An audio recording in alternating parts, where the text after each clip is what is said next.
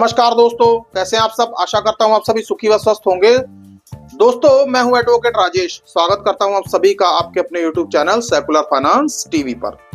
दोस्तों, आज हम ये जानने की कोशिश करेंगे कि आखिरकार लोन कब एनपीए होता है और दोस्तों और एनपीए हो जाने के बाद हमें क्या करना चाहिए और हमें पैसे एनपीए के दौरान देने चाहिए कि नहीं देने चाहिए और हमें पैसे कब देने चाहिए।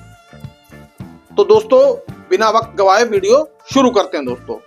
दोस्तों जैसा कि आप सभी जानते ही हैं कि आजकल डिजिटल लैंडिंग का जमाना है। डिजिटल लैंडिंग में आपका पैन कार्ड, आधार कार्ड लेकर आपके सिविल स्कोर की जांच की जाती है। सिविल स्कोर यदि आपका पॉजिटिव पाया जाता है, अच्छा पाया जाता है, तो उसके हिसाब से कंपनियां आपको लोन ऑफर करती हैं। दोस्तों, लोन आपके सीधा बैंक अकाउंट में जाता है। दोस्तों, फिर उसके बाद आपके अकाउंट से ईसीएस मैंडेट जो है वो अप्रूव करवाया जाता है। दोस्तों, जब आप इसको अप्रूव कर देते हैं तो फिर आपकी मंथली ईएमआईज आपके अकाउंट में से ऑटो डेबिट होती रहती है। अब दोस्तों सवाल हो जाता है उसके बाद रीपेमेंट का। रीपेमेंट के दौरान कई बार ऐसा हो जाता है कि कुछ लोग ईएमआई नहीं चुका पाते या उनकी ईएमआई टूट जाती हैं या बाउंस हो जाती हैं। तो दोस्तों होता क्या है, दोस्तों कई बार पहली ईएमआई बाउंस हुई, 5 से 6 दिन बीते, आपको रिकवरी के कॉल्स आने शुरू हो जाते हैं। जी पैसा दीजिए, ये कर देंगे, वो कर देंगे। मतलब तरह तरह की धमकियां कंपनी अपना पूरा जोर लगा देती है आपके ऊपर कि किसी तरह से आपसे पैसा वसूल कर लें। रिकवरी एजेंट्स भी आएंगे, रिकवरी एजेंट्स आपको फोन पे भी धमकियां देंगे, बड़ा कुछ कहेंगे। लेकिन कई बार ऐसा होता है कि कुछ लोग जो शायद इन सब चीजों को बर्दाश्त नहीं कर पाते, वो बेचारे या तो गलत स्टेप उठा लेते हैं दोस्तों या एक लोन को चुकाने में कई सारे लोन में फंस जाते हैं। दोस्तों, लोग समाज के डर से या दिखावे के डर से सोचते हैं कि यदि हमारे घर रिकवरी एजेंट आ जाएगा या हमारी इससे तो हमारी समाज में बदनामी हो जाएगी। दोस्तों दोस्तों, खैर ऐसा सोचना ठीक भी है, क्योंकि दोस्तों हर इंसान की समाज में एक अपनी ही रेपुटेशन बनी हुई है। दोस्तों हर इंसान ये सोचता है कि उसकी रेपुटेशन के ऊपर किसी भी प्रकार का कोई डेंट ना लगे, और शायद यही वो वजह है कि इंसान अपनी इज्जत बचाने के लिए एक लोन को चुकाने के लिए दूसरे लोन, दूसरे को चुकाने के लिए तीसरे को चौथे, मतलब इस तरह करते करते वो मल्टीपल लोन की दलदल में ऐसा फंस जाता है कि आगे उसे निकलने का कोई रास्ता नहीं मिलता। दोस्तों फिर दोस्तों होता क्या है, रिकवरी एजेंट्स की तरफ से हरासमेंट, इधर से कॉल उधर से कॉल, आर्बिट्रेशन के नोटिस, फर्जी लीगल नोटिसेस, कई बार तो सेक्शन 25 के दोस्तों कई बार तो सेक्शन 25 के सम्मन्स भी आ जाते हैं। दोस्तों ये सब चक्र ऐसे ही चलता रहता है। दोस्तों लेकिन दोस्तों इन सबके बीच में जो सबसे इंपॉर्टेंट बात है कि एनपीए, आज हम जिस चीज को डिस्कस करना चाह रहे हैं वो है एनपीए। अब दोस्तों जैसा कि आप सभी जानते ही हैं कि लोन 2 प्रकार के होते हैं, सिक्योर्ड लोन और अनसिक्योर्ड लोन। सिक्योर्ड लोन उसको कहते हैं जिसमें आप कोई चीज खरीदते हैं या आपकी प्रॉपर्टी हो गई, कंज्यूमर लोन लेते हैं दोस्तों, या व्हीकल लोन लेते हैं, 2 व्हीलर लोन, मतलब इस तरीके का ऐसा लोन जिसमें कंपनी आपके एसेट को यदि आप डिफॉल्ट कर जाएं तो जब्त कर सकती है। दोस्तों उस लोन को बोलते हैं हम सिक्योर्ड लोन।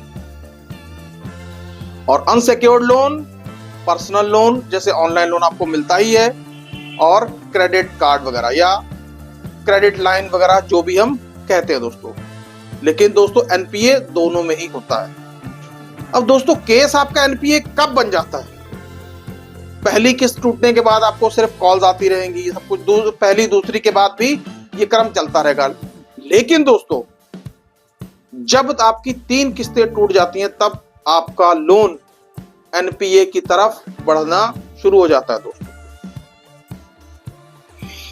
तो दोस्तों फिर उसके बाद आपको लोन रिकॉल, लोन सेटलमेंट या आर्बिट्रेशन, कई तरह के आपको नोटिसेस वगैरह, कई सारी धमकियां आपको आनी शुरू हो जाती हैं। दोस्तों मतलब एजेंट्स आपका पूरा जोर लगा देते हैं कि किसी तरीके से इस बंदे से पैसा निकलवा लिया जाए। मतलब 5-6 महीने पूरी ताकत लगा देते हैं कि आपको निचोड़ के पैसा निकाल लिया जाए, लेकिन ज्यादातर मामलों में जिस भी व्यक्ति का 3 महीने से ऊपर लोन निकल जाता है दोस्तों, तो ज्यादातर यही देखा गया है कि आगे उसको किस्तें भरने में दिक्कत आ जाती है दोस्तों। अब दोस्तों जब ऐसा हो जाए तो फिर हमें क्या करना चाहिए? सबसे पहली बात दोस्तों, तो आपको मैं ये कहना चाहूंगा, यदि आपका लोन एनपीए हो गया है दोस्तों, तो आपको उसके बाद आप ये सोचते हैं कि चलिए 3 महीने हो गए यार, चल छोड़, जान छुड़ाने के लिए मैं एक ईएमआई दे दूं, मत दीजिए। क्योंकि जो पैसा आप उस वक्त देंगे वो सारा का सारा पैसा आपका ब्याज, जुर्माना और ओवरड्यू में चला जाएगा, वो किसी भी खाते में नहीं आएगा दोस्तों। कंपनी चिल्ला रही है, चिल्लाने दीजिए दोस्तों, क्योंकि आपका पैसा इंपॉर्टेंट है। आप क्या अपना पैसा ब्याज और ओवरड्यू में ही कमाना चाहेंगे? दोस्तों ठीक है, यदि आप पैसा देने की इंटेंशन रखते हैं तो कंपनी का पैसा दीजिए, लेकिन देने का एक तरीका है दोस्तों। दोस्तों सबसे पहली बात तो यह कि मैं हमेशा ये कहता हूं कि यदि आपके पास पैसे हैं तो कंपनी के पैसे चुका दीजिए, चाहे सेटलमेंट करके ही सही, लेकिन दीजिए जरूर, क्योंकि इससे आपका सिबिल स्कोर भी बचा रहेगा और रेपुटेशन भी। क्योंकि दोस्तों मैं ये कभी नहीं कहता कि आप कंपनी के पैसा आप मार लीजिए या मत चुकाइए। दोस्तों लोन एनपीए हो गया, 3 महीने से ऊपर हो गए, 6 महीने हो गए, जब आपको ये चीज दिख जाती है कि अब फिलहाल कुछ महीनों तक मेरे पास पैसा नहीं आने वाला, तो जितने भी आपके पास नोटिसेस आ रहे हैं दोस्तों, पहले उनकी नोटिसेस की जांच कीजिए, सही हैं या फर्जी हैं। नोटिसेस का जवाब जरूर दीजिए, वो किसी एक्सपर्ट एडवोकेट की सलाह लीजिए। नहीं आपको एक्सपर्ट एडवोकेट मिल सकता तो आप हमसे कहिए, हम आपकी मदद जरूर करेंगे दोस्तों। आपकी स्क्रीन पर व्हाट्सएप नंबर एक डिस्प्ले हो रहा है दोस्तों, हमें कॉल करिए। नोटिसेस के चार्जेस हमने बहुत ही कम रखे हैं दोस्तों, और हमारा व्हाट्सएप पेड है। हम आपके लिए, यदि आपको कोई नोटिस आया है तो उसको रिप्लाई बनाकर देंगे, और यदि आपको प्री नोटिस भी भेजना है या इंटीमेशन लेटर भी, वो भी हम आपको बहुत ही कम चार्जेस में बनाकर देंगे। क्योंकि दोस्तों हम एक मिशन से जुड़ चुके हैं कि हम इस तरह के सताए हुए लोगों की मदद करना चाहते हैं दोस्तों अब मुद्दे पर आते हैं दोस्तों। नोटिस का जवाब जरूर देना है दोस्तों, और शांत होकर बैठ जाइए। कोई रिकवरी एजेंट्स, कोई कॉल करने वाला आपका कुछ नहीं बिगाड़ सकता। एनपीए के दौरान आप एक भी रुपया मत दें। हाँ, पैसा देने की आपकी नियत है, पैसा देना चाहते हैं, तो आप कंपनी के साथ लोन सेटल करिए। क्योंकि दोस्तों यदि आप कंपनी के साथ लोन सेटल करेंगे तो उसमें फायदा आपका ही होगा। जितनी अच्छी बार्गेनिंग आप करेंगे उतना ही फायदा आपका होगा।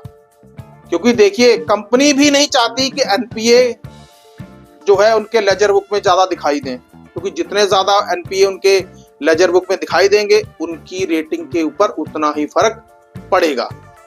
कई बार आपका लोन राइट ऑफ में डाल देते हैं दोस्तों। तो जब एक बार लोन राइट ऑफ में चला गया तो फिर वो लोन आपका एनपीए से भी ऊपर दिखाई देता है दोस्तों, एनपीए में नहीं दिखाई देगा। तो दोस्तों आप यदि कंपनी का पैसा देना चाहते हैं, एनपीए के दौरान तो मत दीजिए, 1 टाइम सेटलमेंट कीजिए और कंपनी से कहिए कि भाई हमारे पास इतना पैसा है, लेना है तो लीजिए, नहीं तो जयराम जी की। कंपनी आपको कभी भी मना नहीं कर पाएगी दोस्तों। और दोस्तों कंपनी के द्वारा fake messages, fake recovery calls और फर्जी पुलिस कार्रवाई की धमकियों से मत डरिए। ऐसा कुछ भी नहीं होता, कोई एफआईआर दर्ज नहीं होगी, कोई आपके ऊपर इस तरीके की पुलिस या कानूनी कार्रवाई नहीं होगी। लेकिन हाँ दोस्तों, एक चीज के लिए मैं आपको जरूर सावधान करूंगा, यदि आपके ऊपर सेक्शन 25 का केस हो गया है और कोर्ट की तरफ से आपको सम्मन आ रहे हैं तो उन सम्मन को आप अनदेखा ना करें दोस्तों। जितनी जल्दी हो सके या तो कंपनी के साथ सेटलमेंट कर लें या अपनी जमानत करवा लें। जमानत करवा ली फिर तो 10, 15, 20 साल केस चलता रहेगा, फिर कोई दिक्कत नहीं है। फिर कंपनी खुद ही कहेगी कि माई बाप सेटलमेंट ही कर लो। और आपको मैं ये भी बता दूं कि जो ईसीएस बाउंस यानी सेक्शन 25 का जो केस होगा सिर्फ एक ईएमआई पर ही होगा। इस पे भी कंपनी ज्यादा तवज्जो नहीं देती। तो दोस्तों मैं ये नहीं कहता कि लोन डिफॉल्ट करने वाले की 5 उंगलियां घी में होनी चाहिए या हो, नहीं दोस्तों। यदि आपके पास पैसा आ रहा है तो आप कंपनी के साथ सेटलमेंट करके कंपनी का पैसा जरूर दें दोस्तों। सिबिल स्कोर आपका डैमेज नहीं होगा। और दूसरी बात यह कि सबसे बढ़िया बात, आपको मन की शांति मिलेगी दोस्तों। दोस्तों इंपॉर्टेंट बात यह है, नोटिस का जवाब दीजिए, कंपनी से टाइम मांगिए। आप जवाब नहीं दे पा रहे तो हमसे कहिए, हम आपको जवाब तैयार करके देंगे बहुत कम दामों में। और लास्ट में डरिएगा नहीं, हर चीज का हिम्मत से सामना कीजिए दोस्तों।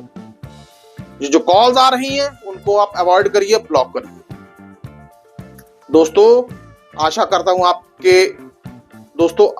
हूं कि मेरे द्वारा दी गई जानकारी आपको आज समझ आ गई होगी। और मैं आपसे एक विनती करता हूं दोस्तों, आपसे एक विनम्र निवेदन है कि इस वीडियो को ज्यादा से ज्यादा लाइक करें व शेयर करें और चैनल को ज्यादा से ज्यादा सब्सक्राइब करें दोस्तों। सुखी रहिए, स्वस्थ रहिए। जय हिंद, जय भारत।